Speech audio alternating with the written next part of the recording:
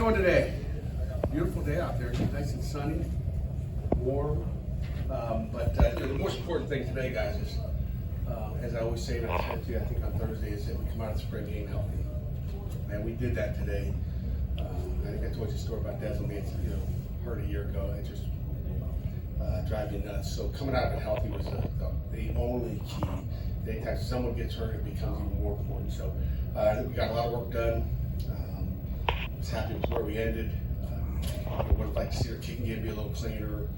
I think anytime you split your offensive line, that's the hardest thing to do. And so that's always going to hurt you. But we saw enough in 14 practices to know who we are and what we can do. That I'm happy. One of the things I got to mention, I don't think I mentioned it to you guys yet, but our strength staff and our trainers did an unbelievable job. I've never seen this in all my years. Chris Hanks, our trainer, never saw it in all his years. We went through 15 days of practice. We got some guys banged up. We didn't have one soft tissue issue at the entire spring. Not one hamstring growing, nothing. That's unbelievable. That's a heck of a job our strength staff and again, our kids obviously pay attention and do what they need to do. But to not have one soft tissue issue the entire spring is unheard of. So I'll leave that with you guys for questions. What did you see out of Keaton and Nick today, and how they're capping the spring? It's hard to tell. It's hard to tell with mismatched receivers. Jordan didn't play, and not having their normal weapons for either one of them there today. We'll go back and look at the tape. I know Nick had two nice passes, one to Kanate, and one to Jaden Brad, or to I guess it was Jared Wayne. I think he had two big passes, which were good to see. I don't know who they were against on defense, so you don't know what the matchup was there, so you got to go back and look at that. But two nice passes by Nick. They both, obviously, Nick won the game, and then I thought Keaton was good with what he had out there. Threw some balls to Jaden Bradley, and had some drops. I think Jaden Barton had a drop in the end zone. I think Gavin had a drop in the end zone. But I thought, he was, had some of the short passing game that was pretty good. I don't think he had any deep shots. I don't think that I can recall. And but he did have one pick on a free step that I think Shane Simon jumped in front of it and did a nice job. How much of the offense did you leave on the shelf today? I'd say a lot of it. And that's probably why a linebacker jumps on something, because he's maybe seen it already, today or whatever. But we left a lot on the shelf. There's a lot. The last few years, you've had very experienced linebackers who are used to being starters in your system to help play at the speed that you're used to. What did you see from a lot of those guys like Bengali, like Solomon, who are learning what it's like in a live situation to play that speed? Yeah, and again, you have to go back and watch the tape to see. They may have stopped, there wasn't many points scored, but you really have to go back. And I can tell you, Solomon's been good, Bengali's been good, Shane Simon's been really good.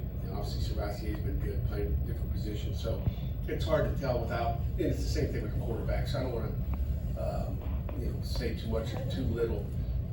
We'll know more when we watch the video tape. You'll know more tonight on the ACC network. Maybe you can watch it and rewind it and see what happened there. But, I didn't see any big runs for the most part, and so I think the linebackers played okay. I know linebackers are probably the weakness, if you had to say there was a weakness, but I'm not disappointed at all where they are and what they've done this spring at all. So I think we're going to be fine. I think you saw that today. Daniel Carter, Conway worked for the offensive end and had 2 touchdowns today. What did you see out of him today, and then obviously throughout the spring for him to get out? It's just a little bit. To me, it's a process, and Daniel's he's had a really good spring.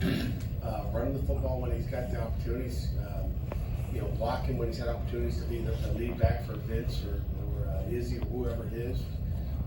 But he's taken on that role where a year ago it was like, blocking, be an F. So he's unselfish. We appreciate that part of him, and can he carry the ball? He can reach out in the backfield in the pass game. He can do a lot of different things. So it's just he's been playing at a high level, which is good. I mean, he's a hard guy to tackle. He's 240 pounds and rolling downhill.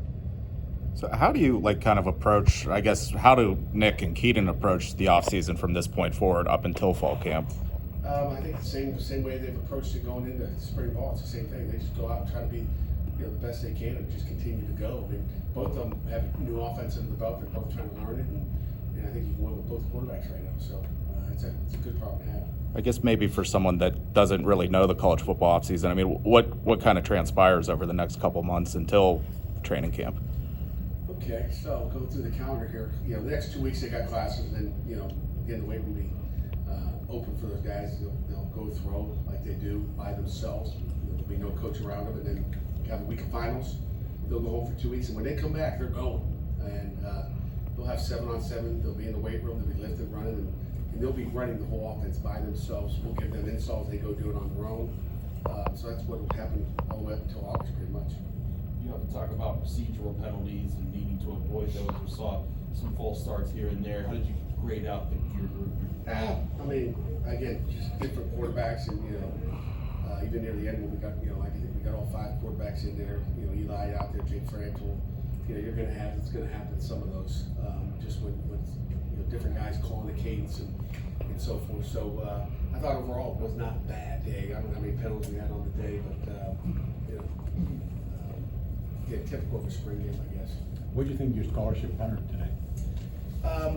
He was okay. Was not real happy on the one that he dropped, and he kind of didn't know what to do with it. So he's a freshman, I guess, a 24-year-old freshman. And he's had a great spring. You know, he come into Heinz Field, you got to punt the ball. So that was not good. Do we have anything final? Yeah, defensive line, pass rush, been a big strength of the team in the last few years. A lot of local guys. I saw David Green with a sack, Nakai Johnson with a sack, Danielson with the forced fumble, and Hayes a sack or a half sack as well. So what were your thoughts on the way the younger guys especially performed today? You know, Deion Hayes is really, you know, sat with him and his family a little bit this morning. You know, him and Kai, I mean, both those guys, you know, Deion's 1 year ahead, but Deion has really played at a high level and gotten better. You know, so we're excited about that. And then Kai's taking that next step. I mean, the last half of spring ball, he really, you know, he cranked it up a bunch.